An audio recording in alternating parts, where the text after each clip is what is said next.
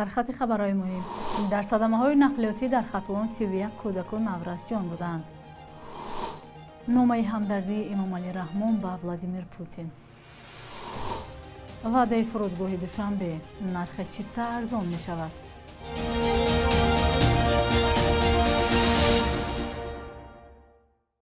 سلام بیننده های عزیز، تازه‌ترین اخبار تاجیکستان و جهان را دوام چند دقیقه بعدی برایتان تقدیم میکنیم.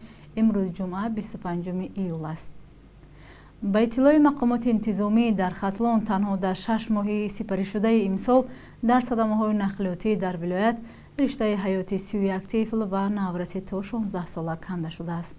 در برنامه‌ای که ریاست وزارت کارهای داخلی در ولایت خطلون روز 24 ایول در فیسبوک نشر کرد، آمده است که در بین قربانیان 14 نفر کودک تا 7 ساله هستند. 17 نفر دیگر کودکان و نورسانی تا 16 ساله بودند. در این برنامه تلویزیونی گفته می شود که در عموم در راه‌های ولایت خطلون در نیم سال 131 نفر جان دادند و وضعیت وابسته به صدمه‌های نقلیاتی در قلمروی ولایت اضطراب انگیز باقی می‌ماند. بر اساس تحلیل متخصصان بازرسی دولتی اتومبیلی، سبب اصلی صدمه‌های مرگبار نقلیاتی در ولایت خطلون حرکت با سرعت بلند است.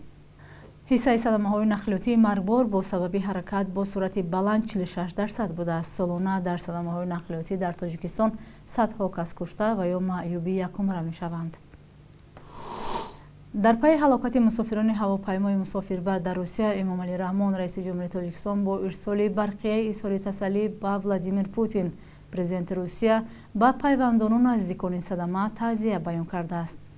در این برقیه که دفتر مطبوعات رئیس جمهوری تاجیکستان نشر کرد، امام علی رحمان گفته است خبر فاجعه به هلاکت رسیدن مسافران در نتیجه سقوط هواپیمای مسافربر در ولایت امور فدراسیون روسیه باعث اندوه عمیق ما گردید. تعزیه و تسلیه صمیمی این جانب را به پیوندان و نزدیکان فافیدگان اظهار می‌نماییم. هواپیمای An-24 شرکت انگاره که در خط سیر خبرسک بلاگاویشنسک تینده پرواز میکرد، روز 24 ایول در ولایت امور سقوط کرد.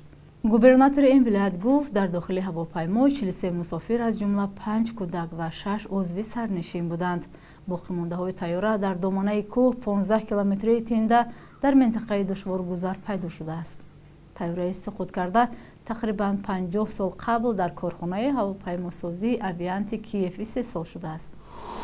دهقانان اشت ادعا دارند که سال تا سال وضع آبیاری در ناحیه بدتر می شود. به گفته آنها به سبب کم آبی زحمت چندین سالشان برباد می رود و مهمترین منبع درآمد آنها یعنی حاصل زردآلو کم می شود. مقامات سبب کم آبی را به فرسوده شدن پایگاه‌های آبکشی و تغییر اقلیم ربط می دهند. فرزان محمدی از ناحیه اشت گزارش می دهد.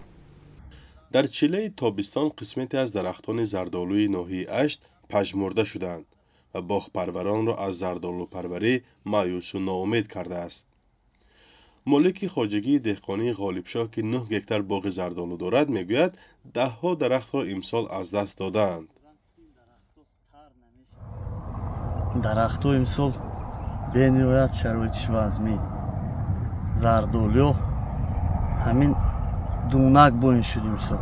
همین زردآلو کرده گرفته برفتیم خونه و یا اشتکنی برگکنی علاجش نیست، چون که وقتی همین زردآلو قریب پختگینده رسو 28 روزند آب داده و سبب همین رسو صفت زردآلو پاس شد. من خیلی خیلی که شاید ایده ساده زردآلو 8 سال 10 سال مهنت کرده همین قوه صرف کرده ما همین کلون کردیم اکنون 1 سالانده زیاده از 30% خشک شد.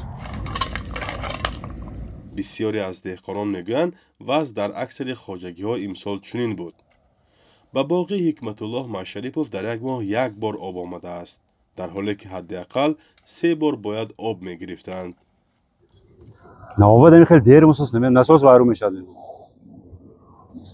یک روز کار کنه 2 روز وارو میشه چیکار اشونه. یک تشون این خیلی میگن یک تشون وای خیلی میگن ما هم نفهمید موسکیم که چه خیلی به زمستونش ریمو میکنن مبلغ جدو میکنن مبلغ او بخیر مردم دوسوس قصدار نه خلق اداره آب همین نمیدونم که سببش چیه. با گفته زردآلو پروران تنها امسال نیست که به زمین ها آب کم می آید. تقریباً 5 سال اخیر وضع آبیاری تا رفت بد می‌گردد و زیان اقتصادی آنها هم زیاد می‌شود. ما سوال میشه 8 زندور گرفتیم این پوگسه میگن ما چالکی ساخر نباشیم ما نمی‌قیم که زندور شد چه پوگسی مایدک شون شد 8 40 کنن چند میشه 300 کیلو 300 کیلو دی فروش 3000 راست خودم گام نمیرم مجبور کن خودم کارگی لو مسئول ده مینات مینات خودم مسئول ده انا می روزی گذشته ساعتی چند بود با تو زدن ساعتی دو دونیم مرگانی شد همه ناسوسی ناحیه خاموش شد. مسئولان حکومت ناحیه اشت میگویند که سبب اساسی کم شدن آب تغییر اقلیم و گرم شدن هوا است. به گفته شهرت محمدزاده رئیس ناحیه بغیر از آبهایی که از دریا میکشند از 9 چاه آبهای زیر زمینی میگیرند که سطح آبی آنها هم پایان رفته است. از سوی دیگر پایگاه‌های آبکشی کهنه شدند. انیس یک دوره شوروی سال 1973 سر کرده باشند سال 1977 به استفاده داده بود. همون دور برای 12000 گکتار زمین‌های پولیزی همین حاجی‌گر دهقانی و اینکه کوپراتیو استحصالی به اقتدار داشت. امروز خوشبختانه باشد انیس یک میگویم کاسکاد امروز به 18000 گکتار زمینی باغی زردالی خدمت کرده ایستاده است که همین دو قطعی همین با ایلوگی بعد از سال 2000 با زمین ها از خود کرده شده باغ‌های زردالو زمانوی تشکیل شده.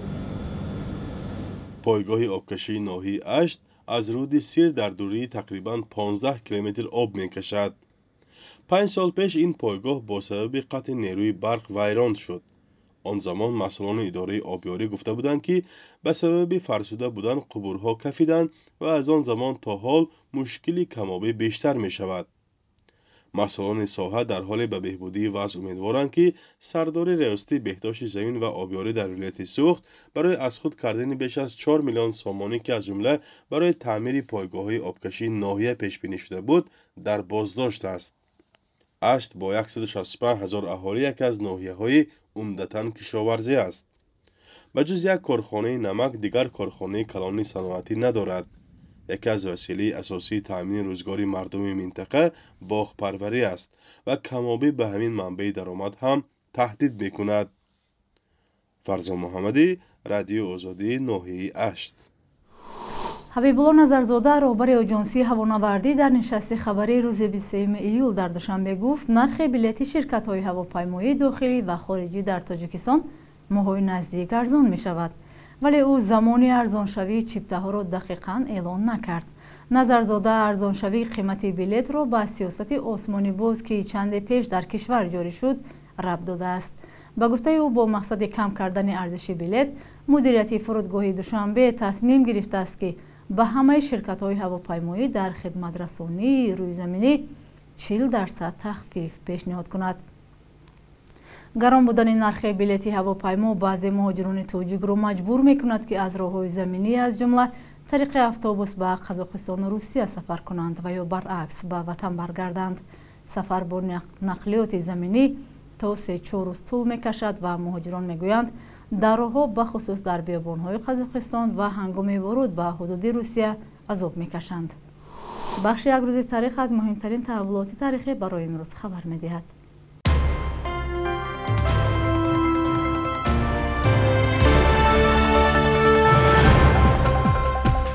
25 ایول سال 1930 با قرار کمیته مرکزی حزب کمونیست اتحاد شوروی تحصیل حتمی ابتدایی برای کودکان 8 تا 10 ساله جاری شد و تا سال 1937 خوانش در مکتب میانه 7 ساله به یک طلبات همگانی تبدیل گردید. این قرار با مقصد بالا بردن سطح سوادناکی اهالی و محو بیسوادی قبول شد، چون در دوره روسیه پادشاهی و همچنین در قلمروهای امارت بخارا سطح سوادناکی قسم زیادی اهالی خیلی پایین بود.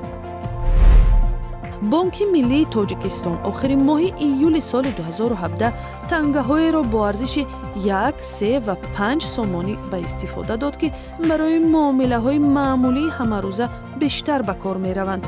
مقامات گفتند استفاده پول‌های کاغذی باعث فرسودگی آنها می‌شود. از این رو پول‌های آهنی جای پول‌های کاغذی را گرفتند. در تاجیکستان اکتبر سال 2000 سامانی پول رسمی کشور اعتراف شد. مقامات گفتند 25 ایول سال 2021 1700 محبوس زندان شهر دوشنبه را به محبس واقع در شهر وحدت کوچانیدند. محبس وحدت را چون مؤسسه اصلاحی شکل نو و مطابق به طلبات تصویر کردند که برای تامین حقوق زندانی ها نگرانیده شده است، ولی برخی شکایت ها از داخل محبس به همانا زیاد بودن شمار زندانیان، نبود شرایط معیشی کافی و نارسایی آب اشاره میکنند. برخی ساکنان اطراف زندانی نو از نبود سیستم فیلتر یا تازه‌کنی پرتوهای محبس انتقاد میکنند که محیط اطراف را خراب میکند. بانک ملی خربی اسعار خارجی را برای امروز چنین تعیین کرده است: 1000 روبل روسیه برابر است به 120 سومانی، 100 یورو 1112 سومانی و 100 دلار باشد 957 سومانی مقرر شده است.